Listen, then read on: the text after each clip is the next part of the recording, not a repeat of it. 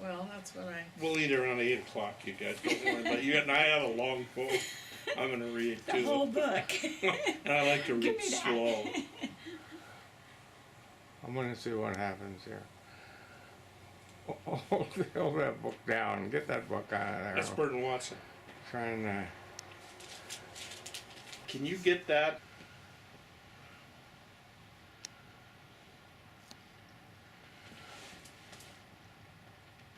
And it's about the river house, and it's about me, and I'll read the broadside from a notebook where I have the text written.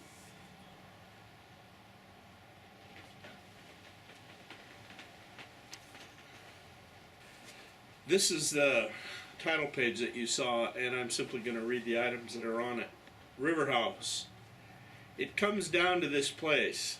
BG 11414. 4 huts. 28 July 2017. Lines transcribed for frame presentation. 726 to 2717. It's down to this place. It's down to here. Here. I'm here. I'm right here, Mom. I love you. 5 June 2017, 10:30 p.m. B. Grimes, 5 October 2003, which is when I read the book the first time. Queen Anne Bookstore.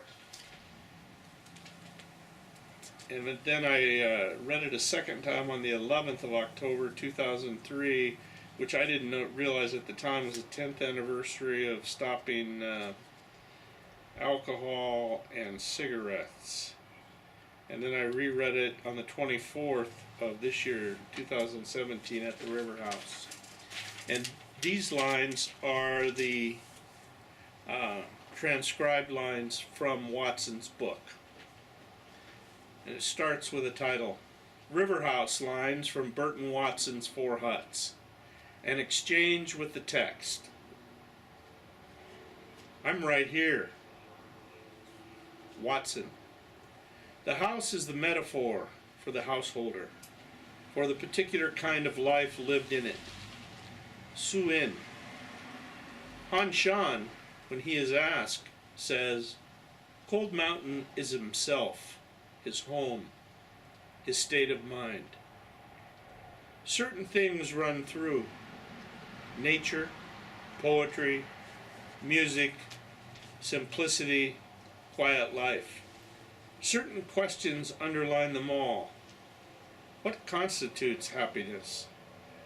How should we pursue it? What are its requirements? Simple life lived in a simple dwelling. Po Chuai, a fitting post to spend old age in. Mind, body, this is where I am. Watson.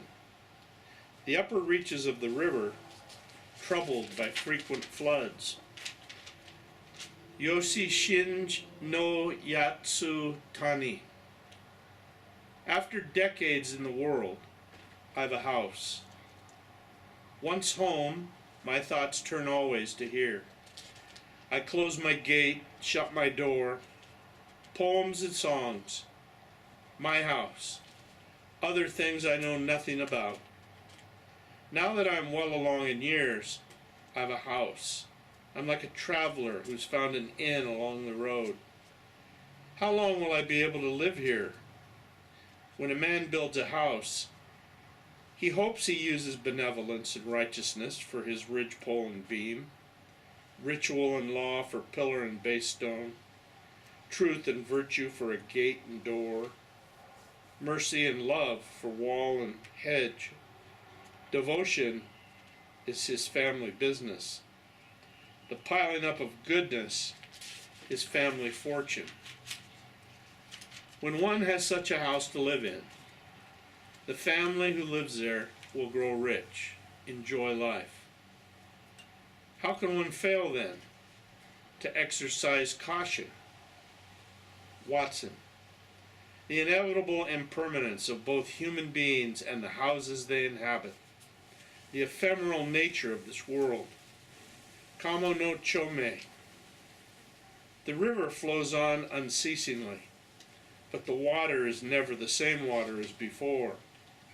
And so it is with the people of this world, and with the houses they live in. Old houses are very rare. Both owner and dwelling are doomed to impermanence, no different from the dew on the morning glory. The world as a whole is a hard place to live in, and both we and our dwellings are precarious and uncertain things. We encounter further perplexities because of the place in which we live, or because of our station in life. What place can you live? What activities can you pursue in order to ensure a haven for your body and bring a moment of peace to your mind? I inherited the house and have lived in it for many years. I've put together a lodging that is me for the final years. I'm like a traveler who prepares shelter for the night. I have a clear view to the north and to the east, which is an aid to my meditations, and the sky, and the trees, and the river. In winter, I watch the snows pile up and melt away again, like our lives. Since I live alone, I escape creating bad karma with my tongue. This life of mine is as fleeting as the white waves. I gaze at the moon, thinking of old friends. I have fashioned a house for myself. If something has to be done, I do it. If there's a distance to be walked, I walk it. Hands for servants, feet for a vehicle. This constant walking and working benefits my health. Why would I want to just rest all the time? Look at the fish and birds. The fish never tire of the water. Birds only long for the forest. The same applies here to these delights of quiet life. Now my life draws toward a close, like a moon nearing the rim of the mountain in its descent in the sky. Soon I will face the river. What use now in grumbling? The teaching of Buddha warns us against feelings of attachment. Live in the mountain forest so you can discipline your mind and practice the way. Mansai. What to compare this world to? White waves in the wake of a boat rowing off into the dawn.